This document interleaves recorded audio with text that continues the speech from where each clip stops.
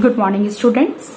This is the theme third of history, an empire across 3 continents. तो यहाँ पे एक ऐसा एम्पायर जो 3 कॉन्टिनेंट्स पे रूल करता था, तो वो 3 कॉन्टिनेंट्स क्या है और वो एम्पायर कौन सा है? तो एम्पायर आपका रोमन एम्पायर है और वो 3 कॉन्टिनेंट्स जिसके ऊपर वो रूल करता था वो है आपके Asia, Europe and Africa. Africa का नॉर्थ पार्ट जो है वो उसके कंट्रोल में था। तो ये चैप्टर क्या बताना चाहता है?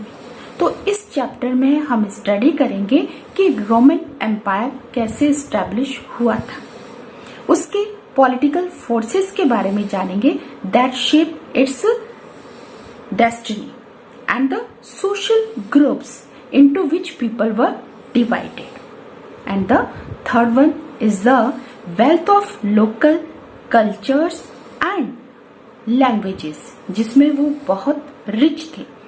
कल्चर के लिए, रोमन कल्चर के लिए बोला जाए तो वो डाइवर्स कल्चर था। तो यहाँ हम जानेंगे कि उसमें कल्चर में कैसी डाइवर्सिटी देखने को मिलती है।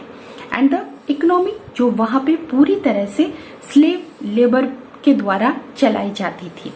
कुछ पर्सन ऐसे थे वहां पे जिनको क्या है, राइट्स नहीं दिए जाते थे, फ्रीडम नहीं दी जाती थी। क्यों नहीं दी जाती थी वो सब हम यहाँ पे डिस्कशन करेंगे। और वुमेन की पोजीशन की बात करें तो वुमेन का जो लीगल जो उसका स्टेटस है, जो लीगल उसकी पोजीशन है वो बहुत स्ट्रांग थी आज के कंपेयर। हाँ, उसको हम आज के साथ भी कंपेयर कर सकते हैं कि 2020 की बात करते हैं तो जहाँ वुमेन आज जितनी स्ट्रॉन्गर बताई जा रही है उससे भी ज्यादा वो स्ट्रॉन्ग थी। अब जिस रोमन एम्पायर की बात कर रहे हैं तो वो रोमन एम्पायर कहाँ तक फैला हुआ था, कहाँ है ये रोमन एम्पायर आपके वर्ल्ड मैप में? तो यहाँ पे देखिए, अगर हम सीधा सीधा इसको मेडिटेरियन सी के पास आते हैं तो यहाँ पे इसको ये 2 पार्ट्स, इसका मतलब अपर साइड जो है वो नॉर्थ है आपके रोमन एम्पायर का और डाउनवर्ड जो है उसका साउथ डायरेक्शन। अब यहाँ पे इसके वेस्ट की जो बाउंड्री बनाती है वो है आपके अटलांटिक ओशन।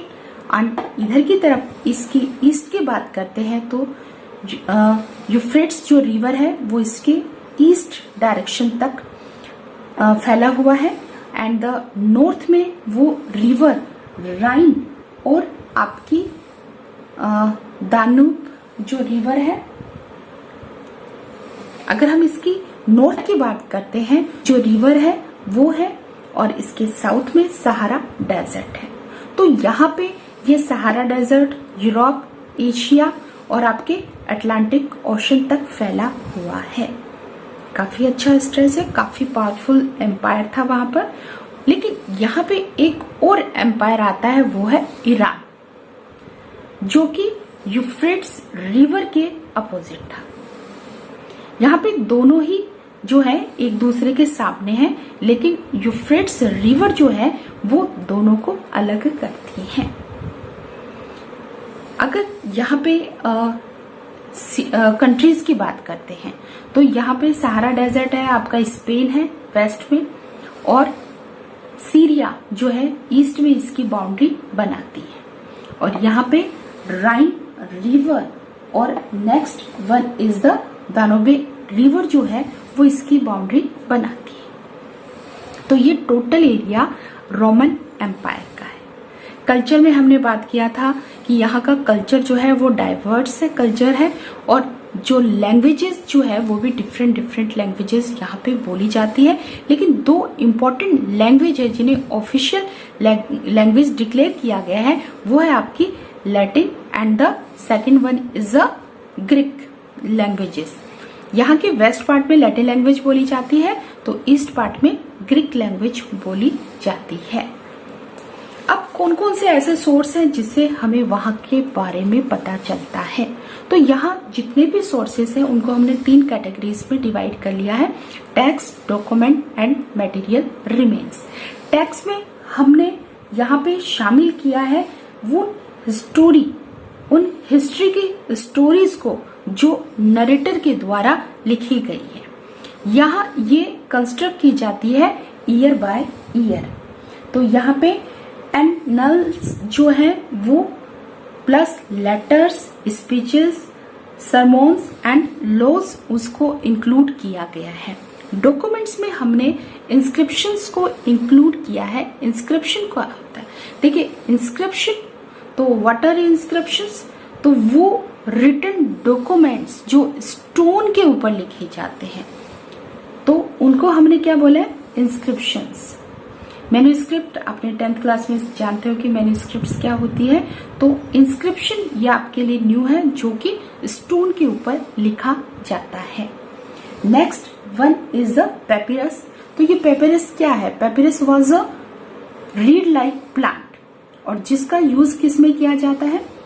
जिसका यूज किया जाता है आपके जो रिटन डॉक्यूमेंट्स, जो मटेरियल हमें चाहिए जिसपे हम राइट कर सके, उन जैसे हम बोल सकते हैं पेपर, जैसे शीट वगैरह बनाने में उसका यूज किया जाता था।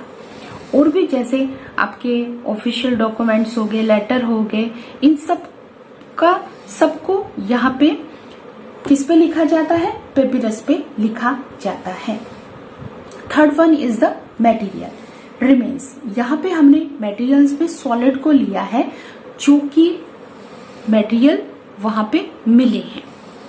तो यहाँ पे मटेरियल में जैसे हमने बिल्डिंग, मॉन्यूमेंट्स, पोट्री, कॉइन्स, ये सब को इंक्लूड किया है, जो कि एक आर्कियोलॉजिस्ट जो है इन सब का यूज करता है किसी पर्टिकुलर एरिया की खुदाई के बाद या किसी पर्टिकुलर एरिया के बारे में कहने में वो यूज करता है।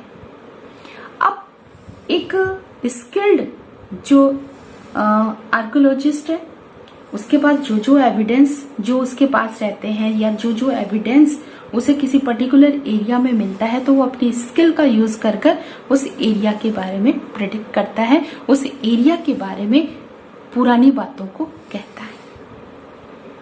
ठीक है, तो ये है कहानी। टोटल वो सोर्स हमारे पास है, सोर्सेस हमारे पास हैं, जो कि हमें रोमन एम्पायर के बारे में बताते हैं। अब उस समय क्या था?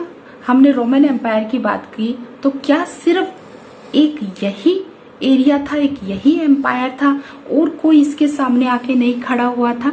तो वो था ईरान।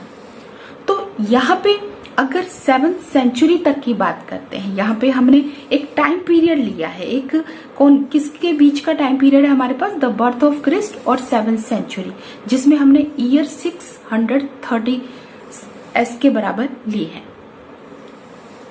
अब इसके बिटवीन क्या होता है? हमें 2 पावरफुल एम्पायर्स देखने को मिलते हैं, और ये पावरफुल एम्पायर्स हैं रोम और ईरान। अब हमने मैप में बताया था कि जैसे कि यूफ्रेट्स रिवर जो है दोनों को सेपरेट करती है। ये तो ईरान की जो लोकेशन है वो आपके कहाँ पे?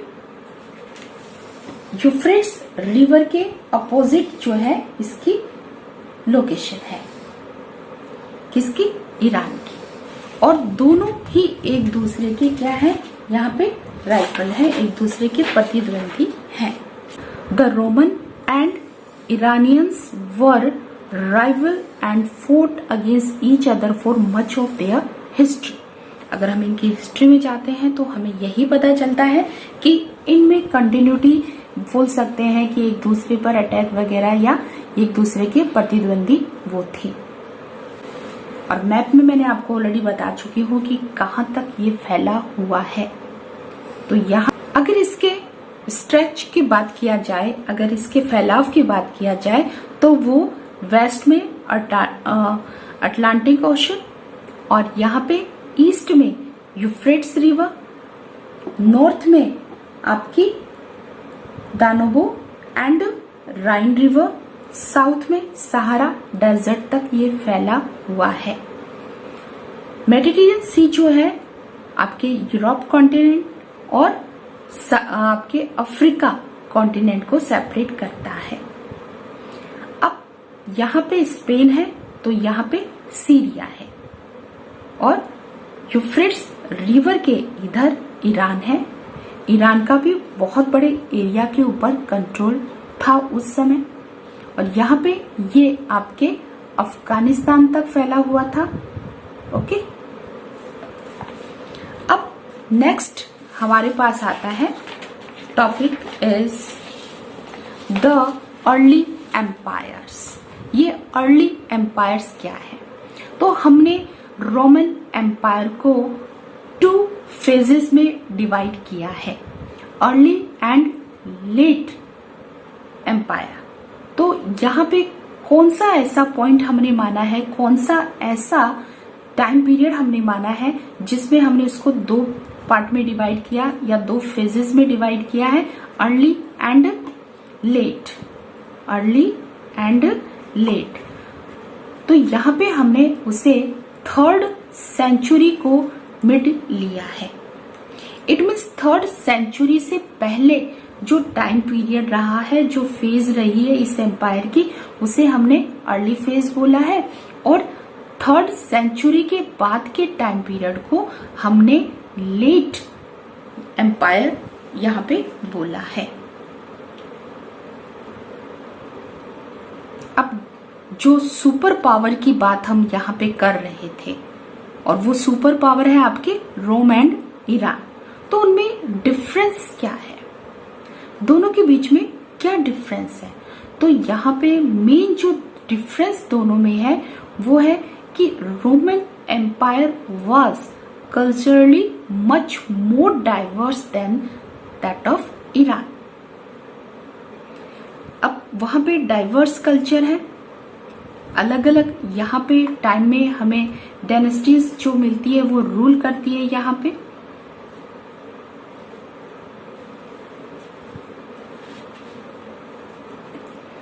अब कल्चर जरूर अलग अलग है, लेकिन उनके ऊपर एक कॉमन सिस्टम ऑफ गवर्नमेंट का इम्प्लीमेंट किया जाता था। Many languages were spoken in the empire, लेकिन मोस्ट इम्पॉर्टेंट जो लैंग्वेज है या एडमिनिस्ट्रेशन की पर्पज से जो लैंग्वेज यूज की जाती थी वो थी लैटिन एंड ग्रीक। ये 2 लैंग्वेज वहां पे बोली जाती थी। द अपर क्लास के जो लोग थे, कौन से डायरेक्शन के? ईस्ट डायरेक्शन के, तो वो ग्रीक लैंग्वेज में बोलने में और लिखने में यूज किया करते थे। अगर वेस्ट की बात करें तो लैटिन लैंग्वेज जो है वहां पर बोली और लिखी जाती थी। Thank you.